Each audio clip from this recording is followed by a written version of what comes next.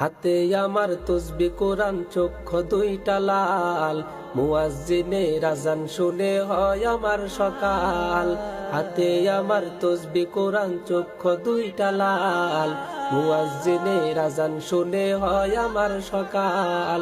মসজিদটাই আমার ফেরেশতা ভরা পবিত্র এক স্থান, নামাজের সাথে হয় না ইয়ারি, হয় না অভিমান। আজাবেকে দিয়া তাহাজ্জুদের নামাজে দাঁড়াইছি, পাগল হইয়া খোদার প্রেমে পারি জমাইছি।